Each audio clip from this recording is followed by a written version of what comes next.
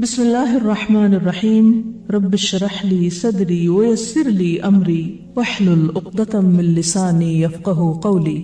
الحمدللہ، اللہ کا احسان ہے، اللہ کی رحمت ہے کہ اس نے ایک بار پھر ہمیں ایک نئے سال سے نوازا ہے، ایک نئے سال میں داخل کیا ہے۔ اور وہ نیا سال کیا ہے؟ یعنی اسلامی کیلنڈر کا نیا سال یا اسلامی ہجری کیلنڈر کا نیا سال، اور اس کا پہلا مہینہ جو محرم الحرام کے نام سے پہچانا جاتا ہے۔ نبی صلی اللہ علیہ وسلم کا طریقہ یہ تھا کہ جب بھی نیا چاند طلوع ہوتا، نیا مہینہ شروع ہوتا، تو آپ دعا کیا کرتے تھے۔ کس کس کو دعا آتی؟ الحمدللہ۔ جس کو نہیں آتی وہ بھی سیکھ لے، کیونکہ دعا ہر حال میں فائدہ دیتی ہے۔ اللہم اہلہ علینا بالامن والایمان والسلامت والاسلام ربی وربک اللہ۔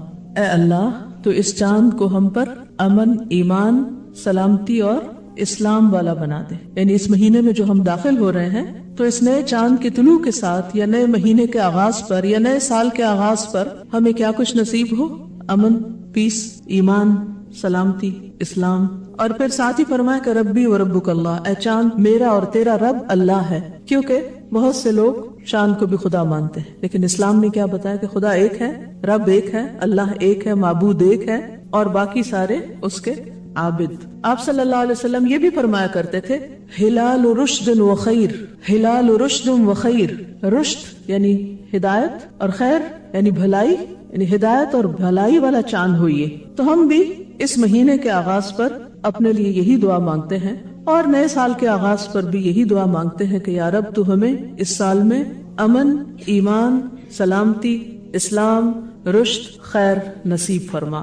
ہم اپنے لیے بھی یہی مانتے ہیں اور باقی سب کے لیے بھی۔ لہٰذا اس موقع پر اگر ہم اس مسنون دعا کے ساتھ اپنی بات کا آغاز کریں، یا جب بھی کوئی نیا مہینہ شروع ہو یا نیا سال شروع ہو، تو اس میں دوسروں کو بھی اس دعا کی یاد دہانی کرا دیں، تو نہ یہ بدعت ہے اور نہ ہی یہ غیر مسنون عمل، بلکہ سراسر مسنون عمل ہے کہ ہم اپنے کاموں کا آغاز اللہ کے نام اور دعا مانگتے ہوئے کریں۔ نبی صلی اللہ علیہ وسلم ہر موقع پر اللہ کو یاد کیا کرتے تھے، ہر موقع پر دعا مانگا کرتے تھے۔ کان یذکر اللہ فی کل احیانہ۔ اور یہ بھی ہم پر اللہ کا احسان ہے کہ وہ دنوں اور مہینوں کو پھیر پھیر کر لاتا رہتا ہے۔ سال کا آغاز ہوتا ہے، پھر آہستہ آہستہ 12 مہینے ختم ہوتے، اختتام ہوتا ہے، پھر نیا سال آ جاتا ہے۔ اور کسی بھی نئی چیز کی آمد پر انسان کے اندر ایک نیا جذبہ، ولولہ، تازگی اور اچھے کاموں کی طرف رجحان کا ایک موقع ہوتا ہے، یا اس کے اندر اچھا کام کرنے کے لیے ایک جذبہ ابھرتا ہے۔ یہ بالکل ایک نیچرل، قدرتی سی فیلنگ ہوتی ہے جو انسان کے اندر پیدا ہوتی ہے۔ اور الحمدللہ اللہ سبحانہ وتعالی نے تو مختلف مہینوں میں ہمارے لیے نیکی کے مختلف مواقع مہیا کیے۔ مثلا رمضان میں ہم نے روزے رکھے، ذوالحج میں حج کیا، اور پھر اس کے بعد نیا سال شروع ہوا محرم الحرام کے ساتھ۔ محرم الحرام کو اللہ سبحانہ وتعالی نے اپنا مہینہ کہا ہے۔ نبی صلی اللہ علیہ وسلم نے اس کو شہر اللہ کہا ہے، اللہ کا مہینہ۔ مہینوں کی کل تعداد تو 12 ہے، جیسا کہ قرآن مجید سے ہمیں پتہ چلتا ہے، ان عدۃ الشہور عند اللہ 12 شہرا فی کتاب اللہ یوم خلق السماوات والارض منها 4 حرم ذلک الدین القیم فلا تظلموا فیہن انفسکم۔ ان عدۃ الشہور، مہینوں کی تعداد، مہینوں کی گنتی، عند اللہ، اللہ کے نزدیک، جس دن سے اس نے آسمانوں اور زمین کو پیدا کیا ہے، اللہ کی کتاب میں 12 مہینے ہیں۔ اسی لیے آپ دیکھیں کہ چاہے اسلامی کیلنڈر ہو، ہجری کیلنڈر ہو، یا وہ رومی کیلنڈر ہو، یا عیسوی کیلنڈر ہو، بکرمی ہو، کوئی بھی ہو، سب میں مہینوں کی تعداد 12 ہی ملتی ہے۔ اور یہ کس نے بنائی؟ اللہ سبحانہ وتعالی نے۔ کب سے؟ جب سے اس نے آسمان و زمین کو پیدا کیا۔ اور ان میں سے 4 مہینوں کو اس نے حرمت والا بنایا، جن میں سے ایک رجب اور 3 مسلسل، ذوالقعدہ، ذوالحجہ اور محرم۔ منہا 4 حرم۔ اور یہ 4 مہینے جنہیں حرمت والے قرار دیا، ان کے پیچھے بھی ایک خاص غرض ہے، اور ان میں سے خصوصی طور پر محرم کو محرم اور پھر ساتھ الحرام کہا گیا، یعنی بہت ہی حرمت والا۔ محرم کس کو کہتے ہیں؟ محرم کا لفظی معنی ہوتا ہے ممنوع، حرام کیا گیا، مقدس، عظمت والا، لائق احترام۔ دوسرے لفظوں میں یہ ایک ایسا مہینہ ہے جس میں ہر ایسے کام سے جو فتنہ و فساد اور امن عامہ کی خرابی کا باعث ہو، اس سے بالخصوص منع کیا گیا ہے۔ اور اس میں آپس میں لڑائی جھگڑا کرنا، ظلم و زیادتی کرنا، نافرمانی کے کام کر کے اپنی جانوں پہ ظلم کرنا، ان سے منع کیا گیا ہے۔ فَلَا تَظْلِمُوا فِيهِنَّ أَنفُسَكُمْ۔ ویسے تو انسان کو کبھی بھی اپنے آپ کو ہلاکت میں نہیں ڈالنا چاہیے، اپنے اوپر ظلم نہیں کرنا چاہیے، دوسرے انسانوں پر ظلم نہیں کرنا چاہیے، لیکن ان مہینوں میں خصوصی طور پر اس کی پریکٹس کروائی گئی، اس کی تربیت کی گئی۔ آپ دیکھیں کہ سال کا اختتام بھی کس پر ہوتا ہے؟ حرمت والے مہینے پر، اور آغاز بھی حرمت والے مہینے سے، یعنی سال کے دونوں کناروں پر حرمت والے مہینے ہیں۔ حضرت حسن بصری کہتے ہیں ان اللہ افتتح السنۃ بشہر حرام واختتمها بشہر حرام فلیس شہر فی السنۃ بعد شہر رمضان اعظم عند اللہ من شدت تحریمہ۔ اللہ سبحانہ وتعالی نے سال کا آغاز بھی حرمت والے مہینے سے کیا اور اختتام بھی حرمت والے مہینے سے کیا، پس سال بھر میں رمضان کے بعد اللہ کے ہاں شدت حرمت کے حوالے سے ماہ محرم سے بڑھ کر اور کوئی مہینہ نہیں۔ اس کا قول ہے حسن بصری کا۔ کیا کہتے ہیں کہ رمضان کے بعد سب سے زیادہ حرمت یا شدت حرمت کس مہینے کی ہے؟ محرم کی، اسی لیے اس کو کیا کہا گیا؟ محرم الحرام۔ حج کے مہینے میں لوگ جب حج پہ جاتے ہیں تو کیا کرتے ہیں؟ احرام پہنتے ہیں، اور حالت احرام میں کیا کچھ منع ہوتا ہے؟ الحج اشہر معلومات فمن فرض فیہن الحج، یعنی احرام پہن کے فلا رفث ولا فسوق ولا جدال فی الحج۔ فسوق، جدال سختی سے منع۔ جس معاشرے کے اندر جن لوگوں کے درمیان دو چیزیں ختم ہو جائیں، کیا؟ گناہ اور جدال، آپس کا لڑائی جھگڑا، تو وہ معاشرہ کیسا معاشرہ ہوگا؟ اگر کسی گھر کے اندر سے یہ دو چیزیں نکل جائیں، کون سی؟ گناہ کے کام اور لڑائی جھگڑا، تو وہ گھر کیسا گھر بن جائے گا؟ امن والا۔ اسی طرح کسی شہر سے، کسی ملک سے جب یہ دو چیزیں نکل جاتی ہیں تو وہاں پر امن و امان ہو جاتا ہے۔ حج پر بھی اسی کی پریکٹس کروائی گئی۔ پھر حج سے واپس آؤ تو پھر بھی اپنی اس کیفیت کو برقرار رکھو، اس حرمت کا خیال رکھو۔ حرمت پامال ہوتی ہیں دو طرح سے، ایک اللہ کی نافرمانی کر کے اور دوسرے بندوں پر زیادتی کر کے، لڑائی جھگڑا اور فتنہ فساد کریٹ کر کے۔ بہت حیرت ہوتی ہے جب لوگ خوشی خوشی حج پہ جاتے ہیں اور لاکھوں کے مجمع میں بڑے امن و امان کے ساتھ سارے کام کر رہے ہوتے ہیں، جب واپس آتے ہیں تو کوئی حج کا سفر نامہ لکھتا ہے، کوئی اس کی روداد بڑے خوبصورت انداز سے سناتا ہے، بڑے والہانہ انداز سے، کئی دن تک مجلسیں جمتی رہتی ہیں، رشتہ دار دوست احباب آتے ہیں، مبارکیں دیتے ہیں، کھانوں کی دعوتیں ہوتی ہیں، اور حاجیوں کے گرد ایک ہجوم ہوتا ہے لوگوں کا حج کا تذکرہ سننے کے لیے، اور لوگ بھی بہت شوق کے ساتھ حرم مکی اور حرم مدنی کے قصے سناتے ہیں، ہوتا ہے نا ایسے۔ لیکن وہی لوگ اپنے گھروں میں ایک دوسرے کی عزت اور احترام نہیں کرتے، اپنے ملک میں ایک دوسرے کا ادب احترام عزت نہیں کرتے، چھوٹی چھوٹی بات پر دوسروں کے گلے پڑنے کو تیار ہوتے ہیں۔ حالانکہ حدیث میں آتا ہے المؤمن اکرم حرمتا من الکعبہ، مومن کی حرمت کعبہ سے زیادہ ہے۔ آپ کو وہ حدیث بھی یاد ہوگی جس میں آپ صلی اللہ علیہ وسلم نے یوم النحر پہ، یوم النحر کون سا ہوتا ہے؟ کون سا؟ ذوالحج، 10 ذوالحج، اس دن میں خاص طور پر کیا فرمایا؟ آپ نے پوچھا ایو یوم ھذا ایو شہر ھذا، کہ لوگوں یہ کون سا دن ہے، یہ کون سا مہینہ ہے؟ تو لوگوں نے کیا کہا؟ حرمت والا دن اور حرمت والا مہینہ۔ یہ کہہ کے آپ نے فرمایا کہ لوگوں، اللہ کے نزدیک مومن کی حرمت، تمہارے آپس میں مال جان اور آبرو کی حرمت تمہارے اس دن سے، اس جگہ سے، اس مہینے سے بڑھ کر ہے۔ کس کی حرمت؟ مومن کی۔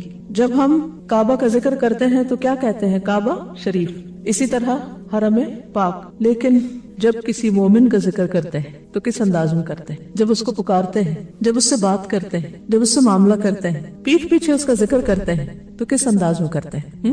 کیسے کرتے ہیں؟ عزت کے ساتھ، احترام کے ساتھ۔ اپنے جیسوں اور اپنے سے چھوٹوں کا عزت ادب احترام تو دور کی بات، ہم تو اپنے بڑوں کا بھی احترام کرنا نہیں جانتے، یا پھر اگر کرتے ہیں تو غلوف کے حد پہ پہنچ جاتے ہیں، یعنی غلوف کرتے ہیں، اور غلوف منع ہے۔ غلوف کس کو کہتے ہیں؟ حد سے بڑھ جانا۔ اگر کسی سے محبت کرتے ہیں تو حد سے بڑھ جاتے ہیں، کسی سے عقیدت رکھتے ہیں تو حد سے بڑھ جاتے ہیں، کسی کا ادب احترام کرنے لگتے ہیں تو حد سے بڑھ جاتے ہیں، اس کے آگے جھکنے لگتے ہیں، اس کے پاؤں پڑنے لگتے ہیں، اس کے آگے ماتھا ٹیکنے لگتے ہیں، اس کو اس کے مقام سے بڑھا دیتے ہیں، اور بعض اوقات نبی صلی اللہ علیہ وسلم کو اللہ سبحانہ وتعالیٰ کا مقام یا اس سے بھی آگے بڑھا دیتے ہیں۔ یہ بھی حیرت کی بات ہے۔ شیطان انسان کو اعتدال پر نہیں رہنے دیتا، جو کرنے کا کام ہے وہ کرنے نہیں دیتا، اور جو نہیں کرنا چاہیے اس کی طرف ہمیشہ اس کو کھینچتا رہتا ہے تاکہ انسان سیدھے رستے سے ہٹ جائے، بھٹک جائے۔ تو نئے سال پر سب سے اہم سبق جو ہم سب کو سیکھنا ہے وہ کیا ہے کہ ہم کیا کریں؟ فَلَا تَظْلِمُوا فِيهِنَّ أَنفُسَكُمْ، گناہوں سے بچیں، اپنی جان پر ظلم نہ کریں گناہ کر کے، اور اسی طرح کس سے بچیں؟ دوسروں کی بے حرمتی سے، دوسروں کو بے آبرو کرنے سے، یعنی کوئی ایسا کام نہ کریں کہ جو اللہ کی ناراضگی کا سبب بنے، یا بندوں کے دل توڑنے کا سبب بنے، یا بندوں کو ناراض کرنے کا سبب بنے، رشتوں کو توڑنے کا سبب بنے۔ اللہ کی نافرمانی کے کاموں میں عام طور پر کیا کام ہوتے ہیں؟ فرائض سے غفلت، بدعات کا ارتکاب، ان کاموں کا کرنا جن سے اللہ نے روکا ہے، یعنی حرام کام، منکرات، ان تمام چیزوں کا ارتکاب، یہ کر کے انسان دراصل اپنی جان پہ ظلم کر رہا ہوتا ہے۔ اسی طرح دوسروں کے ساتھ ظلم اور زیادتی، کسی کی غیبت، کسی کو تانا دینا، کسی کا مذاق اڑانا، کسی کو اپنے سے حقیر سمجھنا اور حقیر سمجھ کر اس سے معاملہ کرنا، اور اپنے آپ کو بڑی چیز سمجھنا کسی بھی اعتبار سے کہ میں بڑا عقل مند ہوں، بڑا صاحب علم ہوں، بہت سمجھدار ہوں، یعنی کسی بھی طرح خود کو فضیلت دے کر دوسرے کو اپنے سامنے حقیر کرنا، یہ تمام چیزیں دراصل خود اپنی جان پر ظلم کے برابر ہے۔ ابن عباس سے روایت ہے کہ رسول اللہ صلی اللہ علیہ وسلم نے حجۃ الوداع کے موقع پہ فرمایا، تمہارا خون، تمہارا مال اور تمہاری عزت ایک دوسرے پر اسی طرح حرام ہے جس طرح تمہارے آج کے دن کی، اس شہر کی اور اس مہینے کی حرمت۔ یہ کس کا پیغام ہے ہم سب کے نام؟ رسول اللہ صلی اللہ علیہ وسلم کا۔ کیا کچھ منع ہے؟ کیا کچھ حرام ہے؟ خون، قتل نہیں کر سکتے، کسی مومن کی جان نہیں لے سکتے۔ کیا ہم اہل پاکستان اللہ کے رسول صلی اللہ علیہ وسلم کے اس حکم کو جانتے ہیں؟ اگر جانتے ہیں تو کیا مانتے بھی ہیں؟ کسی بھی دن کا اخبار اٹھا کے دیکھ لیں، اگر وہ قتل کی خبر سے پاک ہو کسی نہ کسی انداز میں، چاہے وہ ذاتی رنجش ہو یا کوئی سیاسی رنجش ہو یا بغیر وجہ کے بھی بے گناہ لوگوں کی جان لینا، حالانکہ شرک کے بعد آپ دیکھیں انسانی جان لینا اور خصوصاً کسی مومن کی جان لینا بہت بڑا جرم ہے، کبیرہ گناہ ہے، تمام دنیا کے زوال سے بڑھ کر ہے ایک مومن کی جان لینا۔ جو ایک جان کو بچاتا ہے گویا وہ سب کی زندگی کا سبب بنتا ہے، اور جو ایک جان کو ختم کرتا ہے گویا وہ سب کو ختم کرتا ہے۔ انسانی جان کی حرمت بہت بڑی چیز ہے، اور جو شخص کسی کی جان لیتا ہے اس کی سزا کیا ہے؟ من قتل مؤمنا متعمدا فجزاؤہ جہنم خالدا فیہا، جو جان بوجھ کے، جانتے بوجھتے، ارادے کے ساتھ، نیت کے ساتھ کسی مومن کو قتل کرتا ہے وہ اپنے لیے آگ کماتا ہے، اس کی جزا، اس کا بدلہ جہنم ہے جس میں وہ ہمیشہ رہے گا۔ کوئی معمولی بات ہے؟ آج ہم کسی کی زندگی لے رہے ہیں اور یہ بھول جاتے ہیں کہ اپنے لیے کیا لے رہے ہیں، اس کے بدلے میں کیا کما رہے ہیں۔ یہ چھوٹی بات نہیں ہے۔ تو محرم الحرام کا پیغام کیا ہے کہ ہم لوگوں میں اس اویئرنیس کو عام کریں، انسانی جان کی حرمت کا سبق عام کریں۔ دوسری چیز، تمہارا مال ایک دوسرے پہ حرام، اس سے کیا سبق ملتا ہے ہمیں؟ کیا چیز بنا ہے؟ چوری، غصب، ڈاکہ، رہزنی، کسی کی اجازت کے بغیر اس کے مال پہ ہاتھ ڈالنا، اس کی رضامندی کے بغیر اس کی کوئی چیز ہتھیا لینا۔ ہو سکتا ہم یہ کہیں کہ ہم تو چوری نہیں کرتے، لیکن آپ نے دیکھا ہوگا کہ کس طرح بعض اوقات یتیموں کا مال ہڑپ کر لیا جاتا ہے، ان کی زمینوں پہ قبضہ کر لیا جاتا ہے، بعض اوقات لڑکیوں کے جہیز کو جو والدین کے گھر سے لاتی ہیں اس پہ قبضہ جما لیا جاتا ہے، بعض اوقات شوہر حق کے مہر ادا نہیں کرتے، حالانکہ عورت کا حق ہوتا ہے، اس کو ہڑپ کر جاتے ہیں۔ اسی طرح چھوٹی چھوٹی چیزیں چرانا، کسی کے بیگ سے کچھ نکال لینا۔ آج آپ دیکھیں کہ کوئی کہیں اپنا بیگ رکھ کے ہے امن میں کہ جب میں واپس آؤں گا تو یہ اسی طرح ہوگا، تو اسی طرح امانتوں میں خیانت، کہ کوئی آپ کے پاس کوئی چیز امانت رکھواتا ہے اور آپ اس میں سے اپنی مرضی سے تصرف شروع کر دیتے ہیں۔ کسی کا بھی مال، کسی کی بھی ملکیت کی چیز اس سے زبردستی ہتھیانا یا اجازت کے بغیر یا کسی طرح زور زبردستی جبر سے چوری کر کے یا سامنے سے لوٹ کے، یہ سب کچھ حرام ہے۔ کیا سزا ہے چوری کی؟ ہاتھ کاٹنا۔ اور رہزنی اور لوٹ مار کی سزا کیا ہے؟ مخالف سمت سے ہاتھ پاؤں کاٹنا۔ عبرتناک سزائیں ہیں، لیکن آج کتنے گھر محفوظ ہیں، کتنے لوگ محفوظ ہیں؟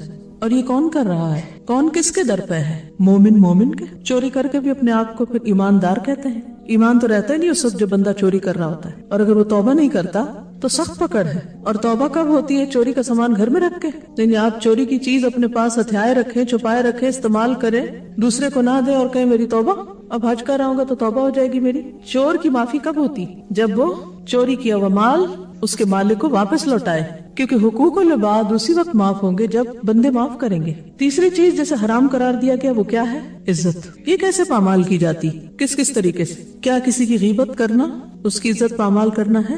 کسی کا مذاق اڑانا، کسی کو ذلیل کرنا، کسی بھی طرح کسی کی تحقیر کرنا؟ تو ہم سب کو اپنے ساتھ عہد کرنا ہے کیا کہ ہم اپنی زبان، عمل اور رویے سے ہر ایسے کام سے بچیں گے جو دوسروں کے لیے اذیت اور تکلیف کا باعث بنے یا جس سے کسی کی دل آزاری ہو۔ ہمیں کسی کی دل آزاری نہیں کرنی۔ ہمیں کی بجائے بھی اگر آپ مجھے کہیں نا کہ مجھے کسی کی دل آزاری نہیں کرنی، کہیں بڑا بڑا لکھ کے سامنے لگا لیں، کیونکہ ہم ہر تھوڑی دیر کے بعد بھولے ہوئے ہوتے ہیں یہ سبق۔ تو ہر نئے سال میں ایک نئی عادت اختیار کرنی چاہیے نا، ایک غلط عادت تو چھوڑنی چاہیے اور اپنا محاسبہ خود کرنا چاہیے۔ پھر اسی طرح دیکھیے کہ عام لوگ تو عام لوگ، کیا ہم میں سے کسی کو یہ زیب دیتا ہے کہ وہ صحابہ کرام کے خلاف کوئی بات کرے؟ ہماری عزت بڑی ہے یا ان کی عزت؟ نبی صلی اللہ علیہ وسلم نے صحابہ کے بارے میں کیا فرمایا تھا؟ آپ نے فرمایا لا تسبوا اصحابی فلو ان احدکم انفق مثل احد ذهبا ما بلغ مد احدهم ولا نصیفہ. میرے صحابہ کو گالیاں مت دینا، ان کو برا بھلا نہ کہنا. تم میں سے خواہ کوئی احد پہاڑ برابر بھی سونا خرچ کرے، کر سکتے ہیں؟ ہے ہی نہیں، کچھ کریں گے کیا؟ تو بھی وہ ان کے ایک مد یا آدھے مد کے برابر بھی نہیں پہنچ سکتا. انہوں نے اللہ کے راستے میں اللہ کی خاطر جو قربانیاں کی ہیں اور جس طرح مشکل وقت میں نبی صلی اللہ علیہ وسلم کا ساتھ دیا ہے، ان کی قربانیوں کا اجر اور صلہ اللہ کے ہاں اتنا بڑا ہے کہ تم میں سے اگر کوئی عہد برابر بھی سونا خرچ کرے تو ان کے ایک سیر یا آدھ سیر کے برابر بھی نہیں پہنچ سکتے. ان کے کام پہاڑوں برابر، ان کے اجر پہاڑوں برابر. ہم کیا ہیں، ادھر کچھ کرتے ہیں ادھر ضائع کر کے رکھ دیتے ہیں، اور پھر ایسی ایسی باتیں صحابہ کے بارے میں کرتے ہیں اور بعضوں کا صرف سنی سنائی دیکھتے دیکھتے، اور پھر بھی ہم سمجھتے ہیں کہ ہم صاحب ایمان ہیں. کون تھے صحابہ؟ قرآن کیا بتاتا ہے؟ کون تھے صحابہ؟ وہ جو نیکیوں میں سبقت کرنے والے تھے. والسابقون الاولون، وہ جنہوں نے سبقت کی، پہلے ایمان لے آئے. من المہاجرین والانصار، کچھ نے ہجرت کی اور کچھ انصار تھے. والذین اتبعوہم باحسان، اور وہ لوگ بھی جنہوں نے ان کی پیروی کی احسان کے درجے میں، یعنی تابعین بھی، صرف صحابہ نہیں، تابعین بھی. ان کا مقام، ان کا درجہ، ان کی قربانیاں، اس کے صلے میں اللہ ان سے راضی ہو گیا اور وہ اللہ سے راضی ہیں، اور یہ عظیم الشان کامیابی ہے. ان کے لیے تو اللہ نے جنتیں تیار کی، وہ ہمیشہ کی نعمتوں میں ہیں، بلند درجے پائے ہوئے ہیں، اور ہم یہاں بیٹھ کر ان کے خلاف باتیں کر رہے ہیں. کیسے مسلمان ہیں ہم؟ ہمیں کوئی حق نہیں پہنچتا. اور پھر سب سے بڑی بات یہ کہ ان کے درمیان اگر اختلافات ہوئے بھی یا ان سے انسان ہونے کے ناطے کوئی کوتاہی ہوئی بھی تو مجھے اور آپ کو حق نہیں پہنچتا کہ ہم ان کا محاسبہ کرنے بیٹھ جائیں یا ان کے بارے میں ہم کوئی رائے دیں. یہ نہ ہو کہ وہ تو اعلیٰ جنتوں میں پہنچے ہوئے اپنے اعمال کی وجہ سے، اللہ کی رحمتوں کی وجہ سے، اور ہم ایسی باتوں پر بحث مباحثے کریں کہ جس کی وجہ سے اللہ تعالیٰ کی ناراضگی ہو اور انسان اللہ کی رحمت سے دور ہو جائے. تو یہ کوئی عقل مندی کی بات تو نہیں. اور یاد رکھیے اس میں صرف صحابہ نہیں، تابعین کی بات بھی ہے، کیونکہ بعض لوگ صحابہ کے بعد تابعین کے اوپر بھی بہت حملہ آور ہوتے ہیں. تو اس لیے جب کبھی گزرے ہوئے لوگوں کی بات ہو تو ہمارا فرض کیا ہے، ہم کیا کریں، کیا کہیں؟ وہی جو قرآن نے ہمیں بتایا، تلک امۃ قد خلت لہا ما کسبت ولکم ما کسبتم ولا تسألون عما کانوا یعملون. جب بھی محرم آتا ہے تو عام طور پر لوگ ماضی کی باتیں بہت کرتے ہیں، تاریخ کو دہراتے رہتے ہیں، جس میں کچھ سچی باتیں بھی ہیں اور کچھ جھوٹی بھی ہیں. اور عموماً لوگ آپس میں بیٹھ کر بحث و مباحثہ شروع کر دیتے ہیں، کون حق پر تھا اور کون نہیں، کس نے کس پر زیادتی کی. کیا اللہ تعالیٰ یہ فیصلہ آپ سے کروائے گا جو آپ اپنی انرجی لگا رہے ہیں ان چیزوں پر؟ یا آخر کب تک ہم ماضی ہی کی باتیں کرتے رہیں گے؟ ہمیں کیا کرنا چاہیے؟ صرف ماضی کو یاد کرتے رہیں یا پھر مستقبل کی سوچیں؟ مستقبل کی سوچیں. ہم میں سے ہر ایک کو اپنے مستقبل کے بارے میں فکر مند ہونا چاہیے، اور پھر ایک ایک فرد جب اپنے مستقبل کے بارے میں فکر مند ہوگا تو مل کر اجتماعی طور پر ہم سب اپنی دنیا اور آخرت کے بارے میں بہتر منصوبہ بندی کر سکیں گے اور آگے کو بڑھ سکیں گے. تاریخ صرف سبق کے لیے پڑھی جاتی ہے کہ اس سے انسان عبرت حاصل کرے، سبق لے، اور آئندہ وہ غلطیاں نہ دہرائے، آئندہ ایسا کوئی کام نہ کرے کہ جس سے پچھلوں کو نقصان ہوا. لیکن افسوس یہ کہ ہم نہ سبق لیتے ہیں اور پھر انہی چیزوں کو ریپیٹ کیے چلے جا رہے ہیں. اگر صحابہ کے درمیان اختلاف ہوئے یا تابعین کے درمیان اختلاف ہوئے تو ہمارے لیے سبق کیا ہے کہ ہم ان چیزوں سے بچیں، یا یہ سبق ہے کہ ہم ان کے بارے میں فیصلہ کرنے بیٹھ جائیں اور آپس میں جھگڑیں اور ایک دوسرے کے قتل و غارت شروع کر دیں اور ایک دوسرے کو برداشت نہ کریں؟ نبی صلی اللہ علیہ وسلم نے فرمایا، ہر مسلمان دوسرے مسلمان پہ حرام کیا گیا ہے، ہر مسلمان دوسرے مسلمان پر حرام ہے. کیا مطلب؟ اس کی جان، مال، آبرو. وہ ایک دوسرے کے بھائی اور مددگار ہیں. ہم سب کو نیکی کے کاموں میں ایک دوسرے کے ساتھ تعاون کرنا ہے. تو کرنے کا کام تو یہ ہے. دوسروں کے ساتھ کیسا معاملہ کہ اگر وہ اچھا کر رہے ہیں تو ان کی مدد کی جائے، اور اگر وہ غلط کر رہے ہوں تو ان کو غلطی سے روکا جائے، ان کے لیے خیرخواہی کے جذبات ہوں. لیکن حقیقت یہ ہے کہ سب سے بڑھ کر ہمیں نئے سال کی آمد پر خود اپنے بارے میں سوچ بچار کرنی چاہیے، اپنے مستقبل کے بارے میں سوچنا چاہیے. کیونکہ اگر ہم خود اپنے بارے میں نہیں سوچیں گے تو کیا کوئی دوسرا ہمارے لیے سوچے گا؟ کیا کوئی دوسرا ہماری نجات کے لیے کچھ کام کرے گا؟ سورۃ الحشر میں اللہ سبحانہ وتعالی فرماتے ہیں، یا ایھا الذین آمنوا اتقوا اللہ ولتنظر نفس ما قدمت لغد واتقوا اللہ ان اللہ خبیر بما تعملون. تو ہمیں کیا کرنا ہے؟ نیا سال شروع ہوا، مبارکباد بھی دے دی، اس کے معنی بھی جان لیے، दुआएं भी दे दी, एक दूसरे की हुर्मत के बारे में भी पढ़ लिया, सुन लिया, समझ लिया, उसका भी अहद कर लिया कि हम इंशाअल्लाह अल्लाह और उसके रसूल के इन अहकामात पर अमल करेंगे। और उसके बाद अगला करने का काम क्या है? अपने नफ्स का मुहासबा नफ्स। वल तंजुर नफ्सुम मा क़द्दमत लिगद। अपने लिए सोचें, मैंने अपनी कल के लिए क्या किया है, अपनी आखिरत के लिए क्या किया है, कैसे सोचें। इब्नुल क़य्यिम अल जौज़िया, उनकी किताब है ज़ादुल माद। ज़ादुल माद, माद किसको कहते हैं? आखिरत को।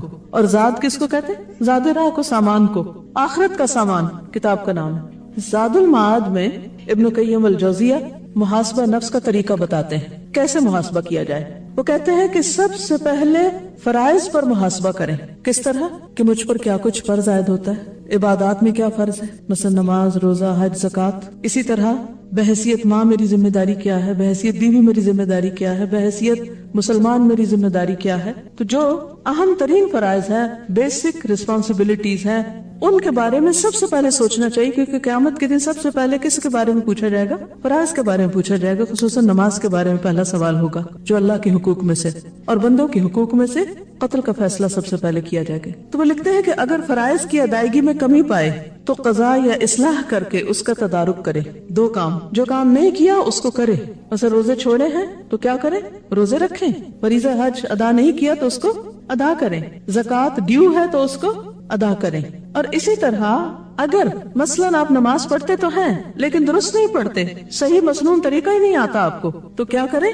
इस्लाह करें। तो इस नए साल के शुरू में हम सबको अपनी अपनी नमाजों का जायजा लेना चाहिए, क्योंकि नमाज का हिसाब सबसे पहले है। क्योंकि बहुत से लोग ऐसे हैं जो नमाज पढ़ते हैं लेकिन उनकी नमाज उनके सरों से ऊपर नहीं जाती, यानी कबूल नहीं होती, वापस उनके मुंह पे मार दी जाती कि अल्लाह को ऐसी नमाज नहीं चाहिए। और उसकी भी बुनियादी वजह क्या होती? कि वो सुन्नत के मुताबिक नहीं होती, क्योंकि उसके बारे में भी हमने कुछ खुद साख्ता बातें गढ़ी हुई अपने लिए, अपने आप को मुतमईन करने के लिए। क्या कि अल्लाह ताला अब इतनी बारीक बातें थोड़ी देखेंगे कि हाँ जी एक हिस्सा बाजू का वो खुश्क रह गया था तो वुजू नहीं हुआ। नहीं, एड़ियों के बारे में कितनी वाज़ेह हदीस है, वैलुल लिल अक़ाबि मिनन नार। ये बात आपने कब फरमाई थी? जब एक मौके पर आपने सहाबा को वुजू करते हुए देखा और उनकी एड़ियां खुश्क थी, तो आपने फरमाया इन एड़ियों के लिए आग से हलाकत है। कितने ही लोग वुजू करते हैं, कोहनियां खुश्क रह जाती हैं, एड़ियां खुश्क रह जाती हैं, पूरी तरह चेहरा नहीं धोते ही बाज़ औक़ात लोग छींटे मार देते हैं और काम खत्म कर लेते हैं। पता ही नहीं कि वुजू कैसे करना है, पता ही नहीं कि सही क़याम कैसे करना है, रुकू कैसे करना है। बहुत से लोग रुकू करते हैं लेकिन पूरी तरह झुकते ही नहीं, आधा सा रुकू होता है। सजदा करते हैं, पूरी तरह सर टिकाते ही नहीं, पूरे आजाद सजदे के जमीन पे लगाते ही नहीं, नाक जमीन को लगता ही नहीं, और वो उठ जाते हैं और वो समझते हमारी नमाज हो गई। बाज लोग लिबास सही तौर पर नहीं पहनते, बाज उसमें अल्लाह को याद नहीं करते। क्या इन चीजों की इस्लाह करना चाहिए? नहीं। सोचिए कितने साल की हूँ मैं, 20, 30, 40, 50, कितना और जीना है। अगर इतने सालों में भी अभी तक मैंने अपनी नमाज की इस्लाह नहीं की तो फिर आखिर कब करूंगी? तो इस साल का टारगेट नंबर 1 क्या होना चाहिए? नमाज की 100% इस्लाह। और उसके लिए नमाज नबी किताब और कैसेट्स, और उसके अलावा बुखारी का किताबुस सलात और भी किताबें जो आपको मिलती हैं, उनको आप देखिए, अपने आप को एक एक स्टेप पे चेक कीजिए कि क्या मेरा वुजू, मेरा लिबास, यानी जो बुनियादी शरायत है नमाज में इवन दाखिल होने से पहले, उनके पूरे मसाइल मुझे मालूम है, पाकी और नापाकी के सब बातें मुझे मालूम है। तो इन सब चीजों की इस्लाह। फिर कहते हैं कि फिर मनहियात पर मुहासबा करें। मनहियात वो चीजें जिनसे मना किया गया है, अपना जायजा लीजिए कि कौन सी ऐसी चीज अब तक मेरी जिंदगी में शामिल है जिससे अल्लाह ने रोका और मुझे पता है अल्लाह ने इससे रोका है और मैं फिर भी किए चले जा रही हूँ। हमें सहरक को पता होता है ना कि कौन सी चीजें अल्लाह को पसंद नहीं, हम जानते भी होते हैं लेकिन फिर भी किए चले जाते हैं। तो उसका हल क्या है, उसका इलाज क्या है, क्या करना चाहिए? सिर्फ लिखे नहीं, बोलें भी, देखें भी, सोचें भी, और भी करें। फिर कापियां भरने से थोड़ी काम चलेगा। क्या काम है, क्या करना चाहिए? मनहियात को छोड़ देना चाहिए। चलिए, अगर सब कुछ बैक वक्त छोड़ने की हिम्मत सलाहियत नहीं तो कम से कम 1 या 2 चीजें जरूर मार्क कर लीजिए कि मैंने हर कीमत इनको छोड़ना है। मसलन अगर आपको बहुत ज्यादा बातें करने की आदत और आपको पता है उससे वक्त जाया होता है, मसलन अगर आपको लव की या फजूल में मजाक उड़ाने की आदत है और उसको आप एंजॉय करते हैं, उसको देख लीजिए। कोई एक चीज, बहुत सारे टारगेट जब हम बना लेते हैं ना, 10-12 लिख लेते हैं तो एक भी नहीं कर पाते, फिर हम परेशान होते हैं कि वो तो जो कहा था वो किया नहीं।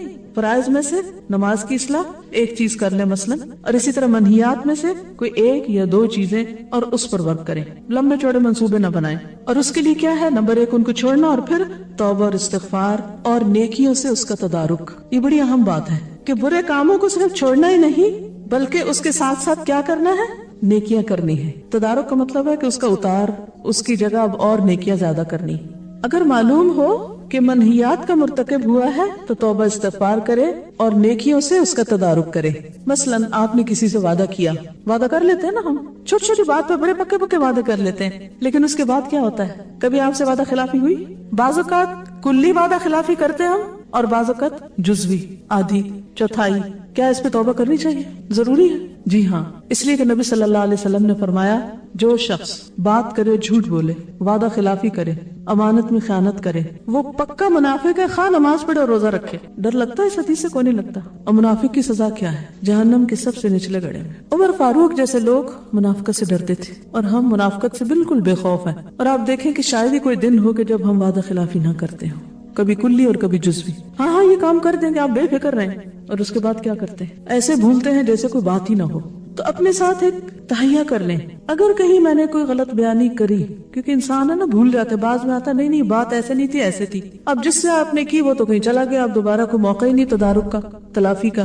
تو پھر کیا کریں؟ اب توبہ استغفار کے بعد صدقہ کریں، یا کسی کے ساتھ بھلائی کریں، یعنی کوئی نہ کوئی ایسا کام ضرور کریں کہ جس کے ذریعے اس کا تدارک ہو جائے، اور پھر نیکیوں کے ساتھ اس کو کمپنسیٹ کریں. کہیں وعدہ خلافی ہو جائے تو کیا کریں؟ معافی مانگ لیں، یا پھر کیا کریں؟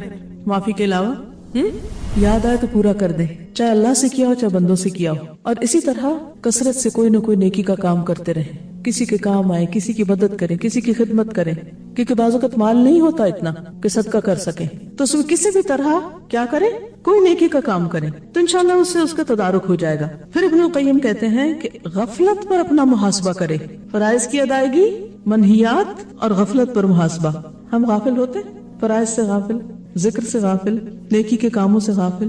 وہ کہتے ہیں کہ اگر مقصد تخلیق سے اپنے آپ کو غافل پائے، یعنی پتہ ہی نہیں میری کریشن کا مقصد کیا ہے، تو ذکر و اذکار اور اللہ کی طرف متوجہ ہو کر اس کا تدارک کرے، اللہ سے دعا مانگے، اللہ سے رہنمائی مانگے، مدد مانگے. اب دیکھیے کہ مثلاً اگر آپ نے ذوالحج میں حج کیا اور تمام شرائط کو پورا کرتے ہوئے حج کیا، تو اس کے لیے اللہ کا وعدہ کیا ہے کہ وہ پچھلے سارے گناہ معاف کر دے گا. گویا اب آپ کے پاس ایک سفید کاغذ ہے، اب نئے سرے سے اپنی زندگی کا آغاز کریں. ری بورن ہوتا ہے انسان حج کے بعد. اس میں اپنا محاسبہ کرتے رہنے کی ضرورت ہے کہ اچھا اس پر لکھے. لیکن اگر حج کا موقع نہیں ملا اور ابھی پیچھے بہت ساری ایسی چیزیں ہیں جو ٹھیک نہیں ہیں، تو کبھی آپ ہوم ورک کرتے ہیں اور اس میں کوئی چیز ٹھیک نہیں لکھی جاتی تو کیا کرتے ہیں؟ رب کرتے ہیں، مٹاتے ہیں، وائٹنر لگاتے ہیں، ریزر لگاتے ہیں اور اس کو صاف کرتے ہیں. تو توبہ اور استغفار کے ذریعے اس کو صاف کریں. لیکن یاد رکھیں کہ بہت ضروری ہے کہ انسان نیکیوں پر استقامت کے لیے اسباب اختیار کرے، اور ان اسباب میں ایک بہت اہم صحبت صالح ہے، نیک لوگوں کی صحبت. عموماً گناہوں کا ارتکاب کب ہوتا ہے، کیوں ہوتا ہے، کہاں ہوتا ہے؟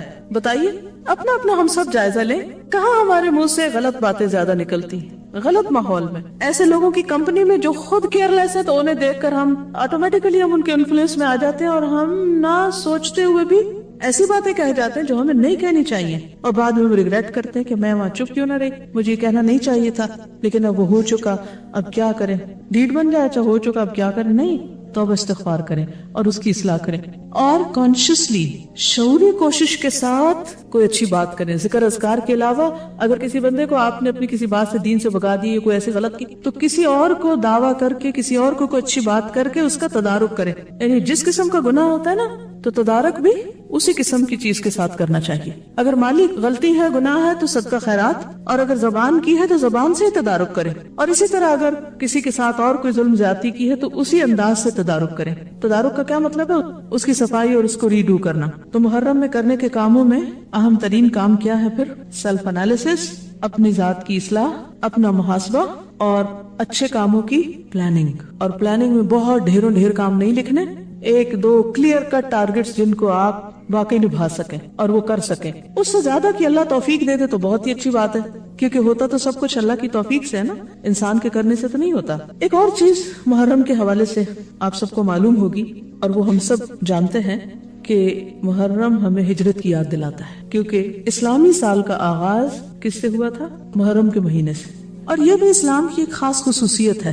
عیسوی سال کس سے شروع ہوتا ہے؟ اس کی مناسبت کیا ہے؟ عیسیٰ علیہ السلام کی ولادت. اور وہ مشہور روایت ہے، وہ صحیح ہے یا نہیں ایک الگ بات ہے. لوگ کون سا دن مناتے ہیں ان کی یاد میں 25 دسمبر کا کرسمس جو منائی جاتی، تو وہ بھی سال کا آخری مہینے میں ہے، یعنی سال کا آخر ہو رہا ہوتا ہے، اور اس کی مناسبت سے عیسوی سال شروع ہوتا ہے، یعنی نیا سال اس کے چند دن کے بعد شروع ہوتا ہے، نیو ایئر۔ اسی طرح بکرمی سن جو ہے وہ راجہ بکر ماجید کی پیدائش کی یادگار میں شروع ہوتا ہے، یعنی اس کی مناسبت سے شروع ہوتا ہے۔ رومی سن جو ہے وہ سکندر اعظم کی پیدائش کی مناسبت سے شروع ہوتا ہے، یا اس کا آغاز اس کی مناسبت سے۔ اسی طرح یہود اپنے سال کا آغاز حضرت سلیمان علیہ السلام کی تخت نشینی کی یاد سے کرتے ہیں۔ تو میجورٹی جو دوسرے مذاہب یا ادیان کی فالوور ہے وہ اپنے سالوں کا آغاز اپنے جو بڑے ہیں ان کی پیدائش یا ان کی نسبت سے کسی خاص واقعے کے ساتھ کرتے ہیں، لیکن مسلمان اپنے اسلامی سال کا آغاز بالکل ایک انوکھے واقعے کے ساتھ کرتے ہیں، اور وہ ہے واقعہ ہجرت۔ بعض لوگوں کا خیال ہے کہ شاید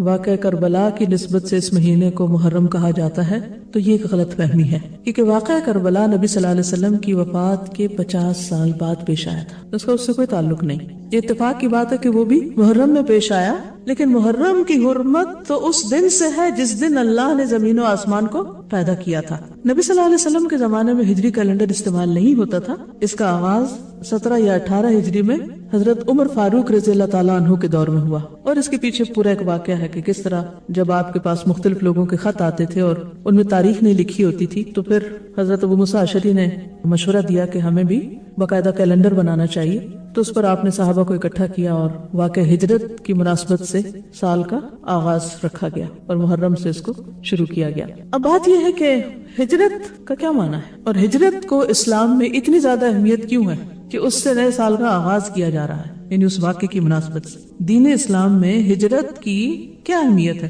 جہاد کی اہمیت ہم سب کو پتا ہے، تو جہاد کے علاوہ ہجرت بھی بڑی اہم چیز ہے۔ ہجرت کیوں کی جاتی ہے، کب کی جاتی ہے، کہاں سے کی جاتی ہے، کس طرف کی جاتی ہے، کوئی بتائے گا آپ میں سے؟ اوکے، یعنی کہ انبیاء علیہ السلام میں سے بہت سے انبیاء نے ہجرت کی اور ان پر فرض کی گئی اور اللہ کے حکم سے ہوئی۔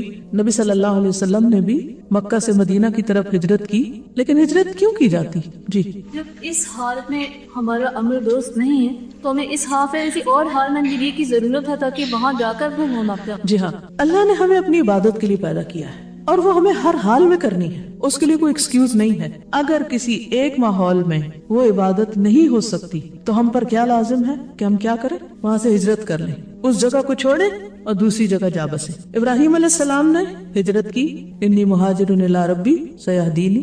اسی طرح موسیٰ علیہ السلام نے ہجرت کی، ایک خاص واقعہ پیش آیا تھا، اس کی وجہ سے نبی صلی اللہ علیہ وسلم نے ہجرت کی۔ اور پھر اس کے بعد ہم سب کے لیے لازم ہے کہ ہم اپنے اپنے ماحول، اپنے اپنے علاقے، اپنے اپنے حالات کے اعتبار سے یہ دیکھیں کہ ہم کہاں اللہ کی عبادت اور اطاعت زیادہ بہتر کر سکتے ہیں، کہ اس جگہ کی طرف جائیں، چاہے وہ پرسنلی فزیکلی ایک جگہ سے دوسری جگہ جانا ہو، یا پھر ہمارا دل ایک چیز کو چھوڑ کر دوسری چیز کی طرف مائل ہو جائے۔ کیونکہ حدیث میں آتا ہے المہاجر من ہاجر ما نہی اللہ عنہ ورسولہ، مہاجر وہ ہے جو اس چیز کو چھوڑ دے جس سے اللہ اور اس کے رسول نے روکا ہے۔ گویا گناہوں کو چھوڑنا دراصل ہجرت ہے، یا گناہوں والی جگہ کو چھوڑنا۔ تو ہم دیکھتے ہیں کہ نبی صلی اللہ علیہ وسلم نے مکہ کو چھوڑا جو اس زمین پر سب سے زیادہ محبوب ترین جگہ تھی آپ کے لیے، خاندان کو چھوڑا، جائے پیدائش کو چھوڑا، وطن چھوڑا، اور اللہ کے اذن سے، اللہ کے حکم سے ایک دوسری جگہ پر تشریف لے گئے۔ پورا واقعہ ہجرت جو ہے وہ بہت ہی خوبصورت واقعہ ہے، وقت کی کمی کے باعث اسے نہیں سنا سکتی، لیکن آپ سے کہوں گی کہ اگر موقع ہو تو اس واقعے کو ضرور پڑھ لیجئے۔ بخاری میں بھی اس کی تفصیل آتی ہے، اور انسان کی آنکھیں اشک بار ہوئے بغیر رہتی نہیں جب وہ پورا واقعہ سامنے آتا ہے کہ کس طرح آپ پر وہ زمین بالکل تنگ کر دی گئی، آپ کے گھر کا محاصرہ کر لیا گیا، اور کس طرح آپ اللہ کے اذن سے ان سب لوگوں کے بیچ میں سے نکل کر مکہ سے مدینہ کی طرف آ گئے، کس طرح غار ثور میں آپ نے پناہ لی، وہاں کیا حالات ہوئے، اور پھر راستے میں کیا کیا واقعات پیش آئے۔ اور پھر صرف آپ نے نہیں، آپ کے ساتھ حضرت ابوبکر صدیق رضی اللہ تعالیٰ عنہ نے بھی ہجرت کی، اور اس موقع پر ان کی کیفیت کیا تھی؟ حضرت عائشہ کہتی ہے مجھے پہلی دفعہ پتا چلا کہ کوئی شخص خوشی سے بھی روتا ہے، کہ جب انہیں یہ پتا چلا کہ انہیں حضور صلی اللہ علیہ وسلم کے ساتھ ہجرت کا شرف حاصل ہو رہا ہے۔ اور پھر اسی مناسبت سے حضرت ابوبکر رضی اللہ تعالیٰ عنہ کی تعریف بھی آئی ہے قرآن میں، اذ ہما فی الغار، جب وہ دونوں غار میں تھے، اذ یقول لصاحبہ لا تحزن ان اللہ معنا، جب وہ اپنے ساتھی سے کہہ رہے تھے نبی صلی اللہ علیہ وسلم غم نہ کرو، اللہ ہمارے ساتھ ہے، کیونکہ حضرت ابوبکر پریشان ہو رہے تھے کہ اگر ان کفار نے ہمارے پیچھے کو دیکھ لیا تو یہ ہمیں پکڑ لیں گے، اور کس طرح انعام مقرر کیا گیا اور کس طرح سراقہ آپ کے پیچھے آیا۔ وہ سارا واقعہ ایک خوبصورت واقعہ ہے جس میں بہت سارے سبق ہیں۔ لیکن ان دو کی ہجرت کے علاوہ جتنے بھی صحابہ نے ہجرت کی جس کی بنا پر انہیں مہاجرین کا لقب ملا، ایک خوبصورت لقب، ان میں سے ایک ایک کا واقعہ ایمان افروز واقعہ ہے۔ حضرت عمر کی ہجرت کی اپنی شان ہے، اسی طرح مردوں کے ساتھ ساتھ خواتین نے بھی ہجرت کی۔ حضرت ام سلمہ کی ہجرت اگر آپ پڑھیں یا سنیں تو روئے بغیر رہ نہیں سکتے۔ ام کلثوم کی ہجرت، اسی طرح حضرت زینب کی ہجرت، دیگر خواتین کی ہجرت، کس طرح صرف مردوں نے نہیں عورتوں نے بھی ہجرت کی تھی، اپنا سب کچھ چھوڑا تھا، گھر بار چھوڑا تھا اللہ کی خاطر، اپنا دین اور ایمان بچانے کی خاطر۔ سورۃ آل عمران میں بھی آتا ہے نا کہ والذین اخرجوا من دیارہم واوذوا فی سبیلی وقاتلوا وقتلوا، یہ وہ لوگ جو میرے راستے میں اذیت دیے گئے، دکھ دیے گئے، گھروں سے نکالے گئے۔ تو بات یہ ہے کہ لوگوں نے اپنے وطن، گھر، مال، کاروبار، رشتہ دار، عزیز و اقارب، محبوب ہستیاں، ان کو اللہ کی خاطر چھوڑا، اپنے دین کی خاطر چھوڑا۔ کیا یہ سب کچھ آسان ہوتا ہے؟ جدائی، سیپریشن کتنا تکلیف دہ مرحلہ ہوتا ہے، اور جب آپ کو یہ پتا ہو کہ شاید آپ کبھی واپس نہ لوٹ سکیں گے، وہاں تھوڑا سا بھی سفر پہ جانا ہوتا ہے، یا مثلاً آپ یہاں کلاس میں آئے، کچھ لوگ شاید پہلی دفعہ آئے ہوں یہاں، تو جب آپ گھر سے آ رہے تھے ہو سکتا ہے بچوں کو چھوڑا ہو، کوئی کام چھوڑ کے آئے ہوں، کوئی بہت اہم کمٹمنٹ چھوڑی ہو آپ نے، تو چند گھنٹے بھی گھر چھوڑنا مشکل کام ہے نا، یا نہیں؟ جو لوگ ہاسٹل میں آتے ہیں 1 سال کے لیے پتا ہوتا ہے واپس جانا ہے، شروع میں آ کے کتنا روتے ہیں، سبھی روتے ہیں، پتا ہے مجھے، میں خود بھی بہت روتی۔ اس لیے حج پہ جا رہے ہیں آپ، پتہ ہے اللہ کے گھر جا رہے ہیں، نیکی کے کام جا رہے ہیں، بڑی سعادت نصیب ہو رہی ہے، لیکن گھر چھوڑتے وقت ایک اداسی تو ہوتی ہے نا۔ تو سیپریشن، جدائی، کسی چیز کو چھوڑنا، اس میں صرف جان مال نہیں، انسان کے جذبات بھی انوالوڈ ہوتے ہیں، اور ایک تکلیف دہ مرحلہ ہوتا ہے۔ وہ ممبر جس پر نبی صلی اللہ علیہ وسلم مسجد نبوی میں خطبہ دیا کرتے تھے، جس پہ کھڑے ہو کر، جب آپ نے اس کو چھوڑا تو وہ کس طرح رویا؟ یعنی صرف ہمیں نہیں رونا آتا، بلکہ جن چیزوں پر ہم اللہ کی عبادت کرتے ہیں ان کو جب ہم چھوڑتے ہیں تو وہ بھی اداس ہوتی ہیں۔ جب کوئی نیک بندہ مرتا ہے تو جس جگہ پہ وہ رہتا ہے وہ جگہ بھی اس کو یاد کرتی ہے، لیکن جب کوئی برا مرتا ہے تو شکر کرتی ہے۔ تو اللہ کی خاطر، دین کی خاطر اپنے بچوں کو چھوڑنا، گھر کو چھوڑنا، یہ قربانیاں کرنا، یہ کوئی معمولی چیز نہیں ہے۔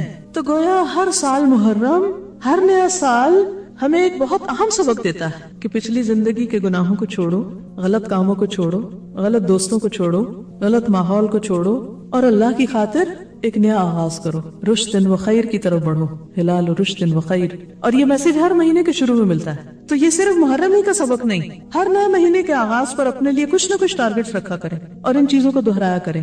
امام ابن القیم ہجرت کے بارے میں فرماتے ہیں، ہجرت ایک حالت سے دوسری حالت میں جانا ہے۔ کیا ہے ہجرت؟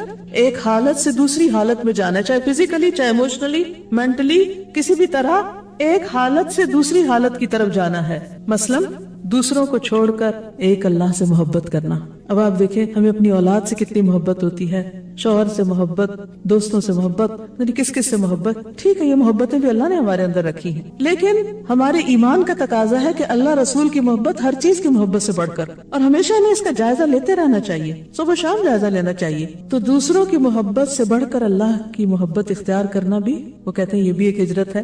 دل کا دوسروں کی تابعداری کرنا چھوڑ کر صرف اللہ کی اطاعت کرنا، دوسروں کا خوف چھوڑ کر صرف اللہ سے ڈرنا، دوسروں سے توقعات رکھنا چھوڑ کر صرف اللہ سے امید رکھنا، دوسروں پر بھروسہ کرنا چھوڑ کر صرف اللہ پر بھروسہ رکھنا، دوسروں سے سوال کرنا اور ان کا سہارا ڈھونڈنے اور منت سماجت کرنے کی بجائے صرف اللہ سے التماس کرنا، اس سے دعائیں مانگنا، یہ بھی ہجرت ہے۔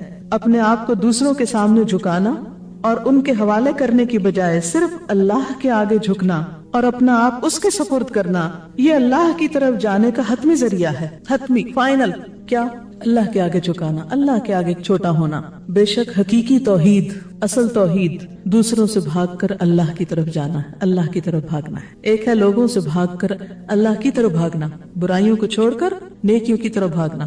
فَفِرُّوا إِلَى اللَّهِ، یہ ہے اصل ہجرت۔ بس اللہ کے عذاب سے بچ کر اس کی رحمت، اسلامی وحدانیت کی طرف، اسلام کی توحید کی طرف دوڑ لگاؤ۔ تو بات یہ ہے کہ اسلامی کیلنڈر اپنی نوعیت کے اعتبار سے منفرد کیلنڈر ہے، اور یہ ہمیں ہجرت کی یاد دلاتا ہے۔ اور اسی طرح ہمیں اپنی عادات میں بھی کچھ عادات سے ہجرت کرنی ہے۔ مثلا کیا کیا چھوڑنا ہے؟ منہیات کی بات تو ہوئی نا ابھی، نفس کی غلامی سے اللہ کی غلامی کی طرف، جھوٹ سے سچ کی طرف، تکبر سے عاجزی کی طرف، شکوہ سے شکر کی طرف، سستی سے چستی کی طرف، مایوسی سے امید کی طرف, غیبت سے نصیحت کی طرف, گناہوں سے توبہ یعنی گناہ کرنے کی بجائے ان کو چھوڑنے یا توبہ کی طرف, خیانت سے امانت کی طرف, ناراضگی سے عفو درگزر کی طرف, بے صبری سے صبر کی طرف. یہ ساری چیزیں بھی ہمیں کچھ چیزوں کو چھوڑ کر کچھ نئی چیزیں اختیار کرنے کا سبق دیتی ہیں. تو ہم سب اپنا اپنا محاسبہ کریں, اپنا اپنا جائزہ لیں کہ ہمیں کون سی چیزیں چھوڑنی ہے اور ان کی جگہ کون سی رکھنی ہے.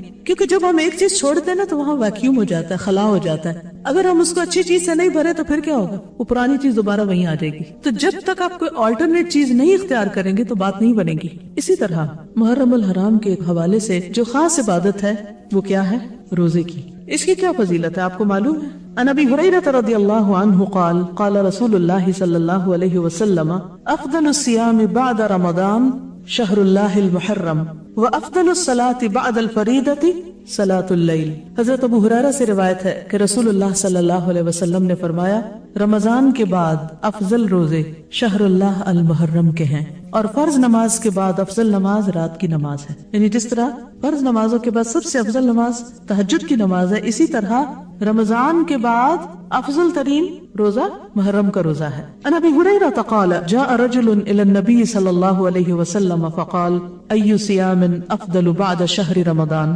قال شہر اللہ الذی تدعونہ المحرم. ابو ہریرہ سے روایت ہے کہ ایک آدمی نے نبی صلی اللہ علیہ وسلم کی خدمت میں حاضر ہو کر کہا ماہ رمضان کے بعد کون سے روزے افضل ہیں؟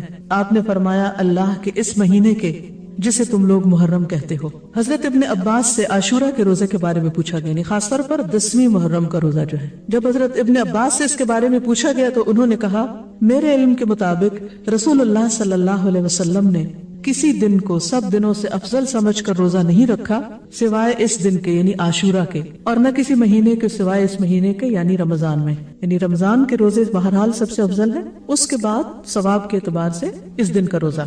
ابن عباس کہتے ہیں کہ رسول اللہ صلی اللہ علیہ وسلم رمضان کے بعد کسی دن کی اور دنوں پر فضیلت کا انتظار نہیں فرماتے تھے سوائے عاشورہ کے دن کے. اور یہ بھی آپ کو معلوم ہے نا کہ رمضان کے روزے فرض ہونے سے پہلے محرم کے روزے ہوتے تھے. یہ بھی یاد رکھیے کہ یہود بھی محرم میں روزے رکھتے تھے, اور خصوصاً 10 محرم کا روزہ. اور اسی طرح دور جاہلیت میں قریش بھی محرم کو روزہ رکھا کرتے تھے. اور عاشورہ کا روزہ اتنا اہم ہے, 10ویں محرم کا, اور اس کا تعلق بھی واقع کربلا سے نہیں ہے, یہ اس سے پہلے کا روزہ ہے کہ بچوں کو بھی روزہ رکھواتے تھے. ربیہ بنت معوذ کہتی ہیں کہ رسول اللہ صلی اللہ علیہ وسلم نے عاشورہ کی صبح کو انصار کے محلوں میں کہلا بھیجا کہ جس نے صبح کھا پی لیا ہو وہ دن کا باقی حصہ روزے کی طرح پورا کرے, اور جس نے کچھ کھایا پیا نہ ہو وہ روزے سے رہے. وہ کہتی ہے کہ پھر بعد میں بھی اس دن روزہ رکھتے اور اپنے بچوں کو بھی رکھواتے. انہیں ہم اون کے کھلونے دے کر بہلاتے, جیسے گڑیا وغیرہ ہوتے ہیں نا, ہم کپڑے کے بناتے ہیں, تو وہ اون کے کچھ کھلونے وغیرہ بنا کے وہ بچوں کو دیتے کہ اس سے کھیلے, اور ان کو بہلائے رکھتے.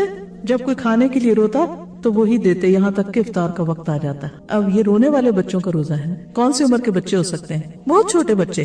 تب آپ دیکھ لیجیے آپ کے گھر میں چھوٹے سے چھوٹا کون ہے اور وہ کیا کرے گا. ان کو کس سے بہلانا ہے؟ آپ نے کوئی کھلونے وغیرہ رکھے ہوئے کہ نہیں, یا بنا کے رکھے ہوئے ہیں؟ امام زہری رحمۃ اللہ علیہ حالت سفر میں بھی عاشورہ کا روزہ رکھتے. یعنی ہو سکتا ہے آپ میں سے بعض لوگ ٹریولنگ میں ہوں تو وہ بھی سن لیں. ان سے کہا گیا کہ آپ رمضان میں سفر کرتے ہیں تو روزہ نہیں رکھتے, تو انہوں نے کہا بے شک اللہ تعالیٰ رمضان کے بارے میں فرماتے ہیں کہ اس کی گنتی دوسرے دنوں کی گنتی سے پوری کر لو, جبکہ عاشورہ کے بارے میں ایسا نہیں فرمایا کہ یہ روزہ تم کسی اور دن رکھ سکتے ہو, اس لیے اس دن رکھتا ہوں. حضرت ابو قتادہ کہتے ہیں کہ رسول اللہ صلی اللہ علیہ وسلم نے فرمایا صیام یوم عاشورہ احتسب علی اللہ ان یکفر السنۃ التي قبلہ. صحیح مسلم. نبی صلی اللہ علیہ وسلم نے فرمایا میں سمجھتا ہوں کہ اللہ تعالیٰ عاشورہ کے دن کے روزے کے بدلے گزشتہ 1 سال کے گناہ معاف فرما دے گا. ابو قتادہ ہی سے روایت ہے کہ عاشورہ کے دن کے روزے کے بارے میں پوچھا گیا تو آپ نے فرمایا یہ پچھلے 1 سال کے گناہوں کا کفارہ ہے. حضرت عبداللہ بن عباس سے روایت ہے نبی صلی اللہ علیہ وسلم مدینہ تشریف لائے تو یہود کو یوم عاشورہ کا روزہ رکھتے دیکھا, تو پوچھا تم اس دن کیوں روزہ رکھتے ہو؟ انہوں نے جواب دیا یہ عظمت والا دن ہے, اس دن اللہ تعالیٰ نے حضرت موسیٰ اور ان کی قوم کو نجات دی تھی اور فرعون اور اس کی قوم کو غرق کر دیا, تو حضرت موسیٰ نے بطور شکر اس دن کا روزہ رکھا, تو اس لیے ہم بھی یہ روزہ رکھتے ہیں. تو آپ نے فرمایا موسیٰ علیہ السلام سے تمہاری نسبت ہم زیادہ قریب ہیں, یعنی ہم زیادہ ان کو فالو کرتے ہیں, اس لیے نبی صلی اللہ علیہ وسلم نے خود بھی روزہ رکھا اور صحابہ کرام کو بھی روزے کا حکم دیا. لیکن یہود کی مشابہت سے بچنے کے لیے آپ نے 10 کے ساتھ 9 محرم کے روزے کو ملانے کی خواہش کا اظہار کیا. حضرت عبداللہ بن عباس سے روایت ہے کہ رسول اللہ صلی اللہ علیہ وسلم نے عاشورہ کا روزہ رکھا اور لوگوں کو بھی اس کے رکھنے کا حکم دیا.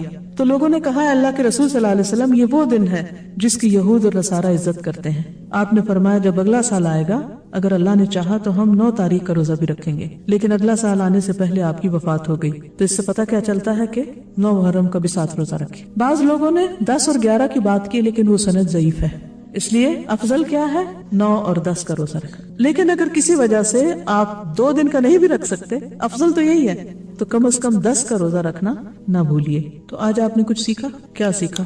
کیا آپ چاہتے ہیں کہ اور بھی سیکھیں؟ پھر آپ میں سے ہر ایک پہ لازم ہے کہ یہ پمفلٹ خود بھی پڑھیں. جو میں نے باتیں کی اس میں سے بہت سی باتیں اس میں مختصراً ٹو دا پوائنٹ لکھی گئی، اور اس پمفلٹ کو کسی نہ کسی کو دیں اور پڑھ کر سنائیں اور اس تک پہنچائیں. یہ منیمم ہے، 7 بھی کر سکتے ہیں، 10 بھی کر سکتے ہیں، اور اس سے آگے جتنے چاہیں بڑھا لیں.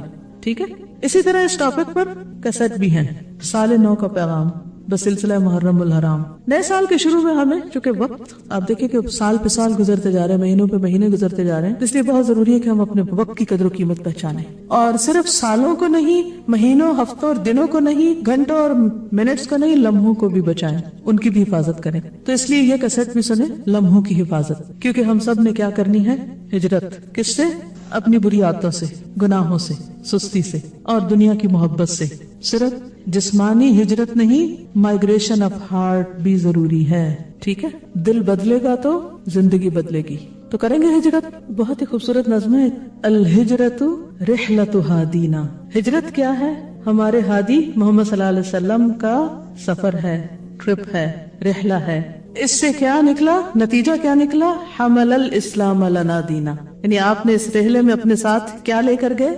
حملہ، آپ نے اٹھایا، الاسلام، اسلام کو، لنا، ہمارے لیے، دینن، دین کے طور پر. یعنی مکہ میں وہ جڑ نہیں پکڑ رہا تھا تو مدینہ میں لے جا کے اس کا پودا لگایا اور پھر وہ دنیا کے لیے سایہ دار درخت بن گیا. تو ہجرت کے بڑے فوائد، اور سب سے بڑا فائدہ کیا ہے کہ اسلام پھیلتا ہی ہجرت کے ساتھ. جب تک قربانی کر کے دین کو اپنی ذات میں اور دوسروں تک نہ لے جایا جائے تو کیا ہوتا ہے؟ پھر وہی ختم ہو جاتا ہے. فسلام اللہ علی الہادی، اس ہادی پر اللہ کی سلامتی. والکون یردد آمین، اور پوری کائنات آمین کہہ رہی ہے. اور پھر اس میں حضرت ابو بکر کی وفا کا ذکر ہے، اور حضرت علی کی قربانی کا ذکر ہے کہ وہ پیچھے رہے تھے آپ کے بستر پر. اور آخر میں پھر یہ کہ کس طرح آپ طیبہ میں داخل ہوئے اور کس طرح اسلام ایک نئے افق میں، ایک نئے دور میں داخل ہو گیا. تو ہم میں سے بھی ہر ایک اپنی اپنی ذات میں سوچے کہ وہ اسلام کی تقویت کے لیے، اسلام کے فائدے کے لیے کس طرح کی ہجرت کر سکتا ہے. اللہ تعالی ہم سب کو عمل کی توفیق عطا فرمائے. وآخر دعوانا ان الحمد للہ رب العالمین. سبحانک اللہم وبحمدک، نشہد ان لا الہ الا انت، نستغفرک ونتوب الیک. السلام علیکم ورحمۃ اللہ وبرکاتہ.